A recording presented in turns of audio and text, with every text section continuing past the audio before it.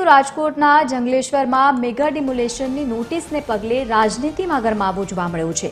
અનેક પરિવારો બેઘર થવાની ભીતિ વચ્ચે સ્થાનિકોમાં રોષ છે। ધારાસભ્ય ઉદય કાનગડ સામે પ્રચંડ આક્રોશ જોવા મળ્યો છે। લોકોનો આક્ષેપ છે કે ચૂંટણી સમયે મતો માંગવા આવતા ધારાસભ્ય મુશ્કેલીના સમય ક્યાંક દેખાતા નથી।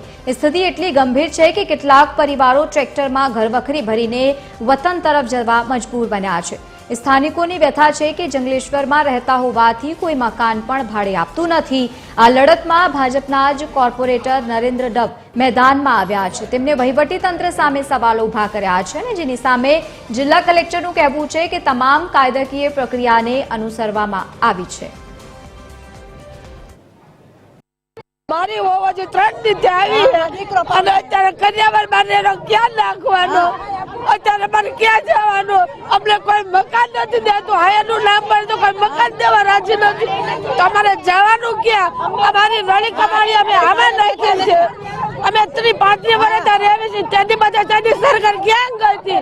ત્યાંથી ખબર નહોતી કે આ મકાન સરકારીમાં જાય છે, ત્યાંથી સરકાર ક્યાં હતી?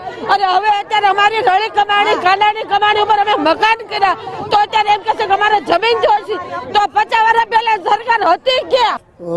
આ વિસ્તારના લોકોને રાજકોટ મહાનગરપાલિકા પાસે જે આવાસ યોજનાના ક્વાર્ટરો ખાલી છે, તો એ આવાસ યોજનાના એકતા કોલોનીના લોકોને બાપુનગરમાં જે સોરઠિયાવાડીમાં ક્વાર્ટર છે એમાં ક્વાર્ટર ફાળવા છે, તો આ બાજુના લોકોને પણ ક્વાર્ટર ફાળવવા જોઈએ।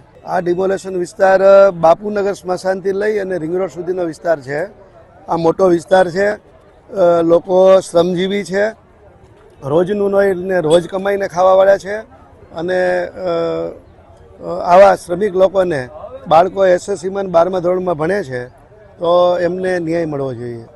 પર્ટિક્યુલરલી જંગલેશ્વરમાં પણ ખૂબ એકદમ ડિટેલ લીગલ પ્રક્રિયા ફોલો કરી છે। દરેકને 2 થી 3 નોટિસ આપવામાં આવ્યા છે, દરેકને પુરાવા આપવાની પૂરી તક આપવામાં આવી છે અને બધા પુરાવાનું એક્ઝામિનેશન કરીને પછી 202ની નોટિસ ઇસ્યુ કરવામાં આવી છે। અને મને ખબર છે કે અમે અમારા તરફથી તંત્ર દ્વારા તરફથી ખૂબ જ ઇનફ સમય મર્યાદા આપી છે અને અત્યારે પણ આને પાસે સમય મર્યાદા છે જ। તો સમય મર્યાદા માટેનો કોઈ પ્રશ્ન રહેતો નથી, કારણ કે અમે શરૂઆતથી સતત દરેકને જાણ કરી છે, લીગલ પ્રક્રિયા ફોલો કરી છે, દરેકને ખબર હોય જ છે